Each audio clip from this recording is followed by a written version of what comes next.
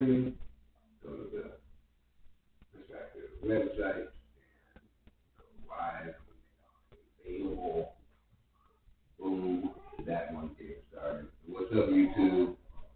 Y'all always be trying, no, making it do what it do. Y'all always on fast.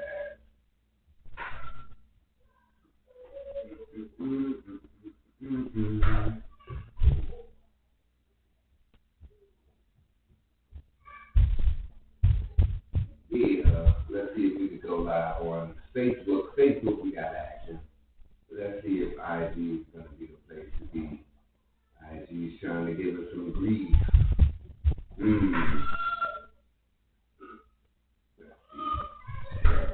IG said, no, I ain't giving you no slack. I said, all right then, well, let's go and run it back. And what does IG do? It gives us the go ahead. Boom.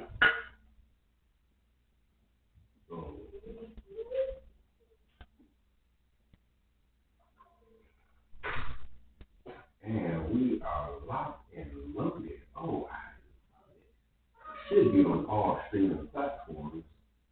And we're going to get this last one. As I always say, y'all, come on in, invite a friend. Matter of fact, invite about 10 because it's the Club Yogi Book Club and we about to go in.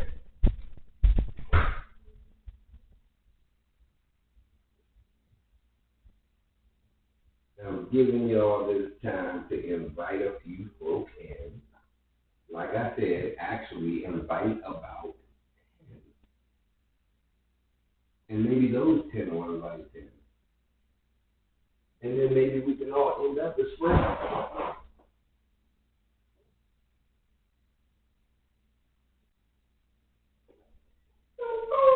There it is.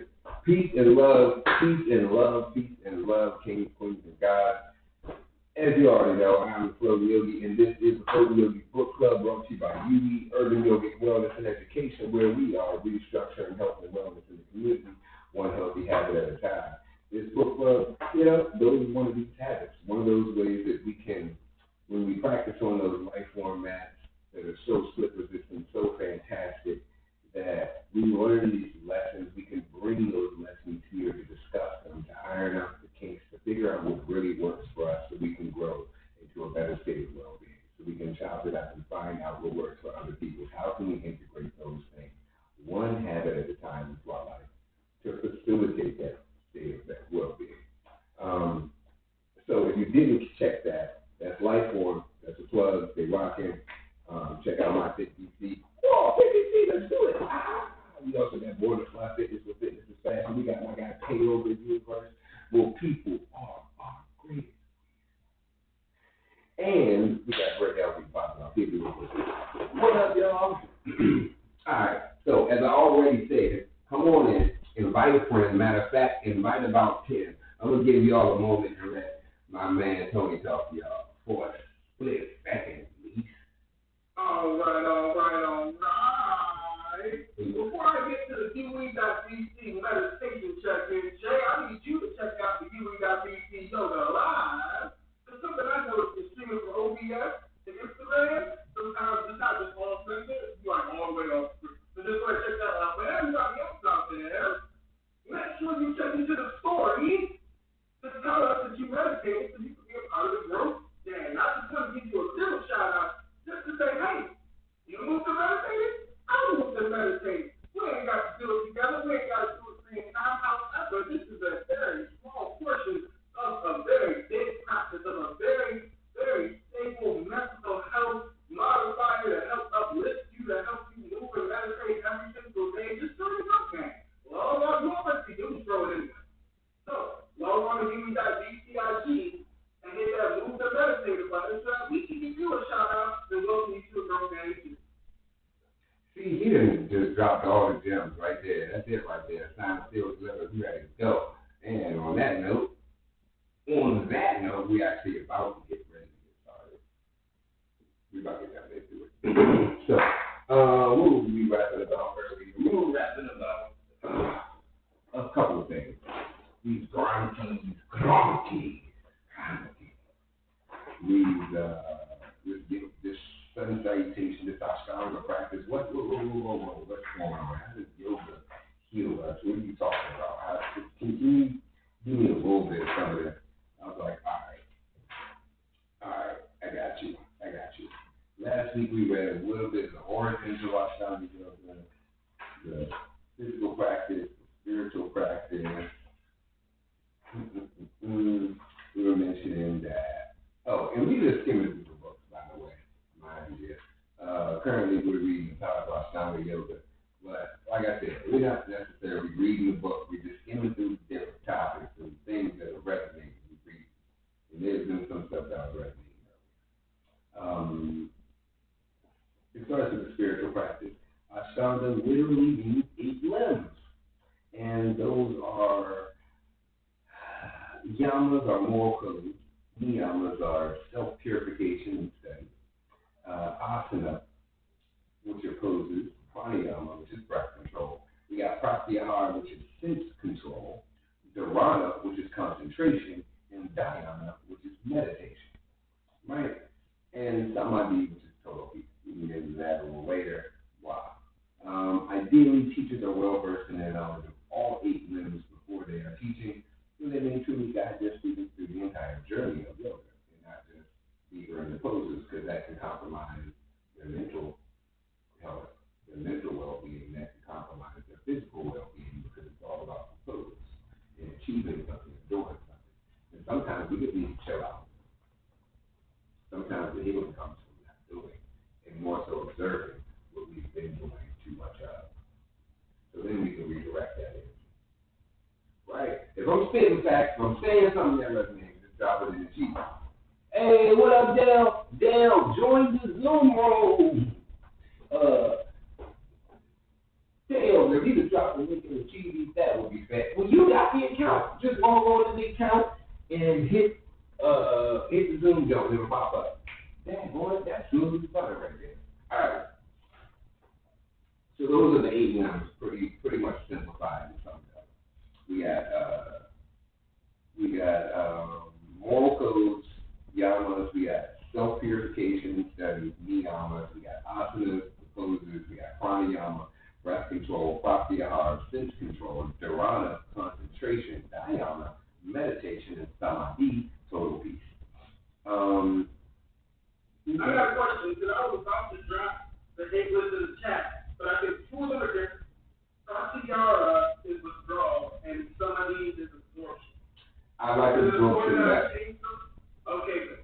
I like absorption better, and the pratyahara definition that you have, like withdrawal from senses or return to source, are other similarities to it. But I like sense control better, because as we remove the senses, we can better see the impact that those senses have on us, and that gives us better understanding of it and better control of it. Like turning down the car radio. Mm-hmm. Yeah, like turning down the car radio on the parking. We only got so much energy to give.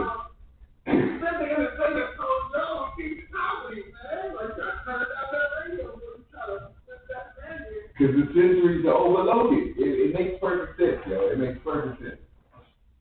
All right. So it's not just the post. So that's why we're here, because, life form giving us those maps to do what we got to do, but we still got to do what we got to do. So with that being said, let's move on. Joyce taught that regular physical practice cleanses the areas around the spiritual heart and removes the 6 poisons of karma: desire, krodha, anger, moha, delusion. We're going to call it greed, envy, and sloth. So we got the 7 deadly sins. Desire, anger, not the 7 deadly sins. Slightly different, 6 poisons. Desire, anger, delusion, greed, envy, and sloth. I can see how those things can be poisonous. As we get into not doing stuff becomes so much easier. Doing things, making moves seems so challenging. Greed, getting more than the thought of not having, especially after you haven't had. I can see that. Delusion, wanting what you want to be in real life. Yeah, I can see how that can just continue. Yogi man? Welcome. Welcome to the chat. We just vibing. We talking about the six poisons that can fill up around in the body but around the heart: desire, anger, delusion, greed, envy, and sloth. All right. So a daily practice of all 8 limbs helps to slowly transform your mind into a peaceful place. I like that perspective too, because that's really how it happens. The awareness. My aunt, my parents, they got a saying: you know better, you do better. And that's essentially what happens here. You know better.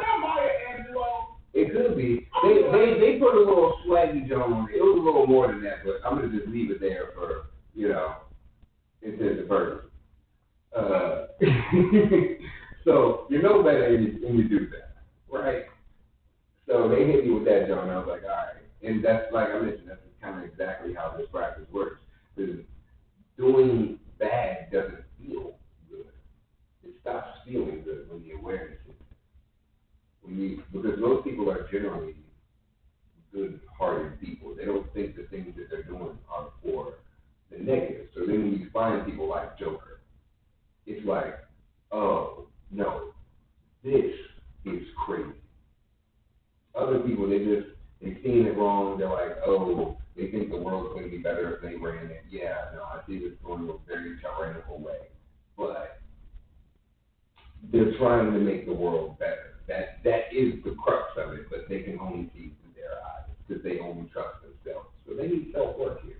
Anyway, but you can see how these things start to play into the different issues that we have in our lives, from the emotional problems to the physical ones to the mental ones. It puts them clearly in front of us for us to make a decision. Do we want to be that person who doesn't really care about changing the situation we're in, or are we going to actually put pen to paper, put the pavement, and make things happen, change things within ourselves? That's just a metaphor, but move forward.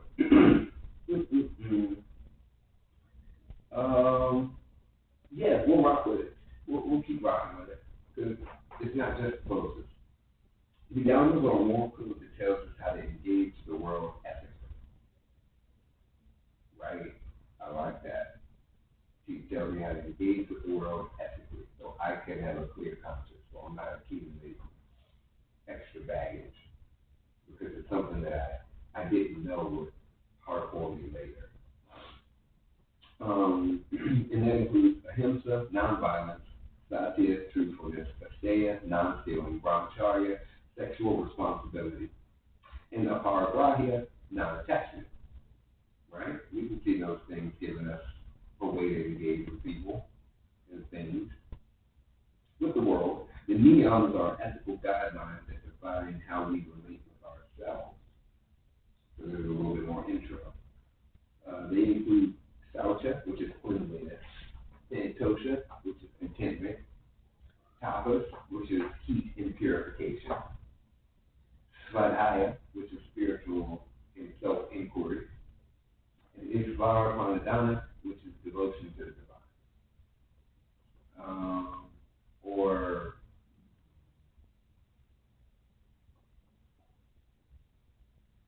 having a purpose higher than just yourself. That's how I like to look at that. It doesn't have to, whatever you find divine, whatever you put up on that pedestal, whatever you see as God, it's the universe, it could be a flower, it could be your parents, your grandparents, I don't know, it don't really matter to me. But that source is greater than you, that you would give your all for that day.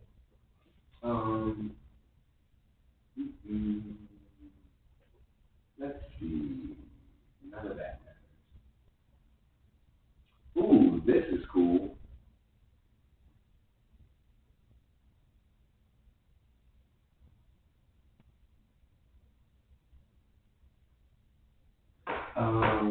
Surya Namaskar, which is aimed at both steadying the mind and warming up the inner fire, which is the sun salutation. The practice lengthens the hamstrings, stretches and strengthens the back, increases core development, and purifies the entire body. Surya Namaskar is where the student of yoga begins to develop devotion. And that's a devotion towards something to better themselves.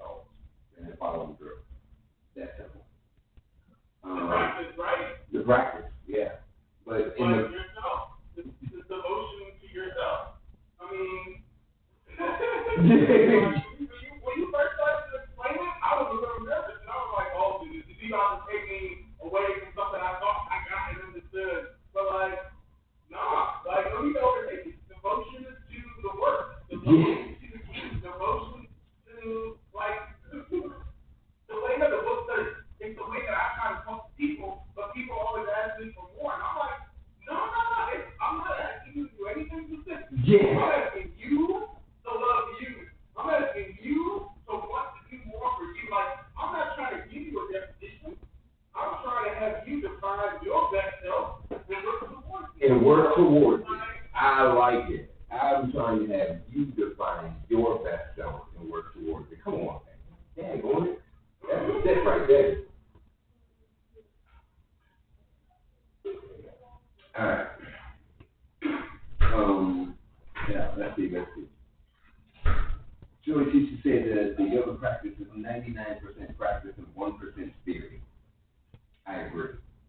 The highest form of knowledge for the yoga practitioner is that which has been experienced directly and is therefore rooted in direct faith.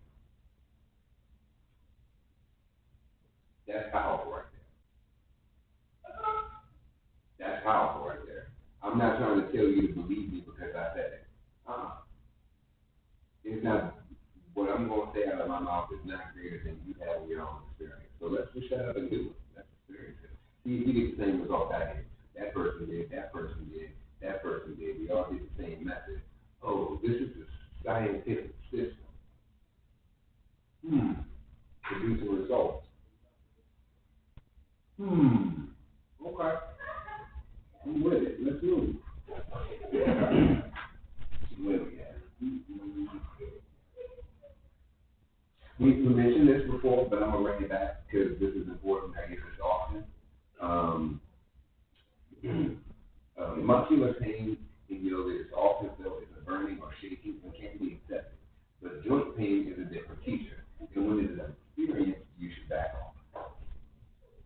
Learning to accept certain pains within a safe space provided by yoga, you can learn to create a pause between the pain stimulus and the response in your body and mind that wants to run away.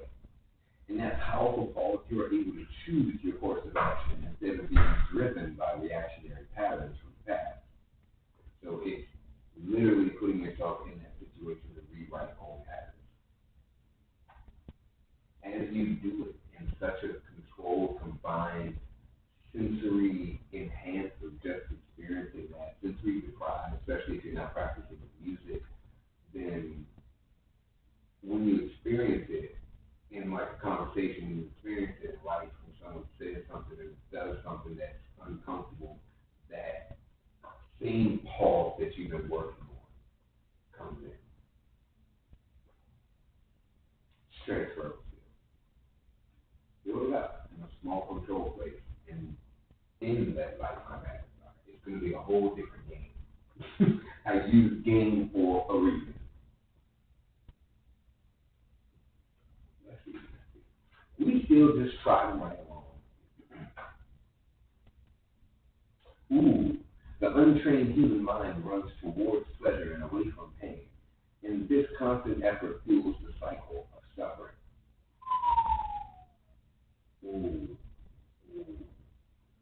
That's bad. That's bad. Let's see.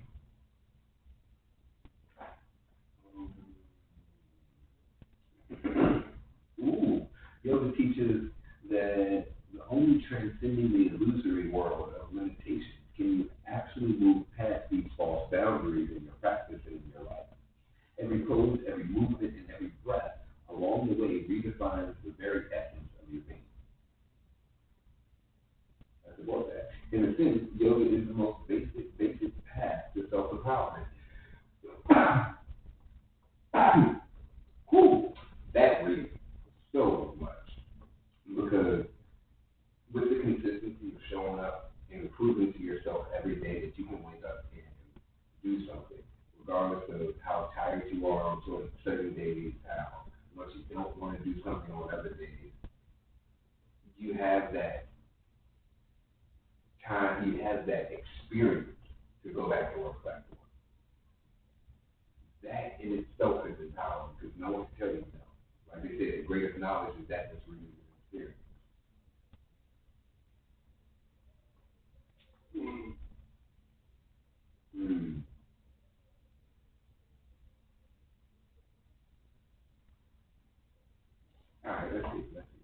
All right. I think there was, yeah. I wanted to read a little bit of the heroic journey of yoga.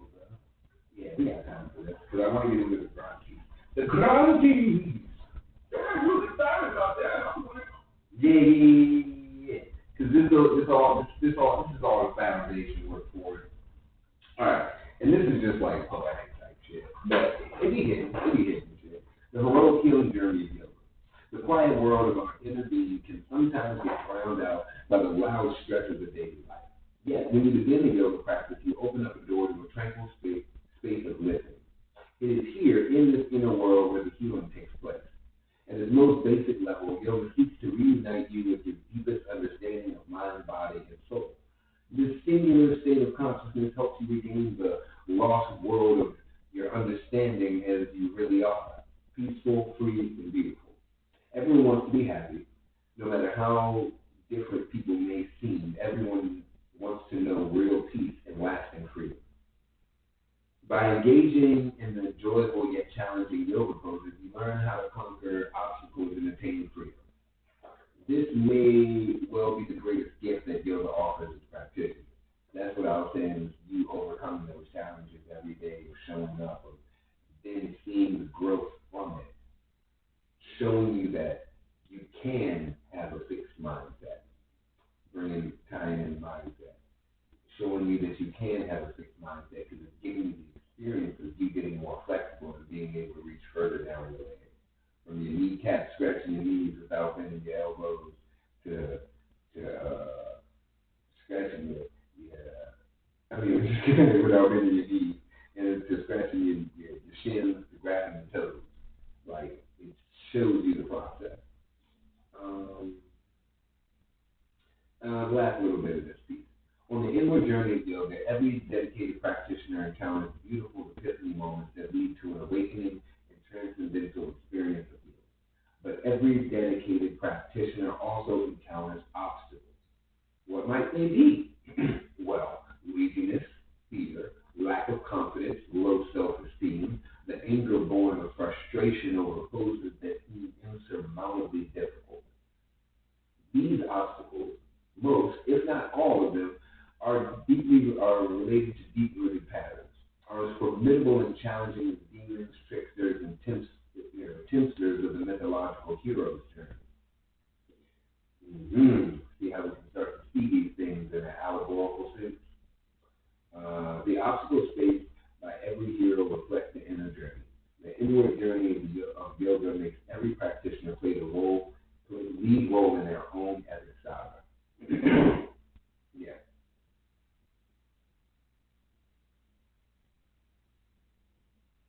Everyone is their own story. Yeah. Why don't you want to be? I don't think this is necessary to read. Some of it, okay.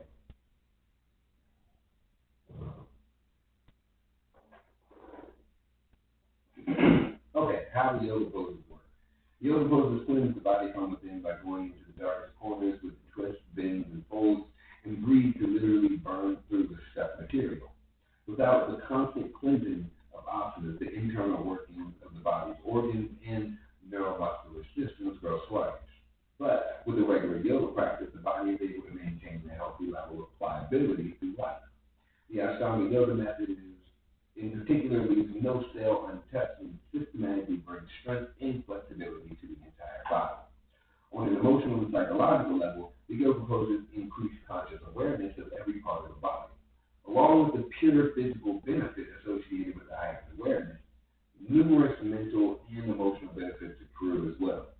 Just like plaque accumulates on the teeth and on the inside of the arteries, old emotions remain stored within the subtle body. The physical body is closely related to the subconscious mind. When you delve deep into the sleeping areas of the body, you discover that the body itself is a reservoir of memories and emotions and habits. The same scars, patterns, or negative habit patterns that have of the body and mind take root in the body and manifest in postural patterns such as tightness, stiffness, and pain. You get that? You're picking up when you put emotions that don't get released, those stored up feelings, they start to manifest in tightness, stiffness, and pain. When yoga poses force you to go directly into the source of the old habits and patterns based on fear, sadness, anger, and other traumatic emotions, they are providing the deepest therapy possible. Because they're pulling out the root of the issue. With a yoga practice, you can release and cleanse old mental and psychological blockages and they'll take root in your body without ever needing to know why these emotional patterns are there or where they came from. Yoga frees you from the past and opens up your mind for a lighter future. I like that. I'm with that. It's worked like that for me. Then I see it and I'm like, that was what I was doing. But I didn't have like a big, oh my gosh, this is a big kick up or hold up a trigger for me. Oh, I gotta take it. No, it was like, damn, it's right there. It's just that. I can say it. I've seen it differently. And now I'm seeing that it's the same thing. I don't know that. I'm good here, love. Cheers.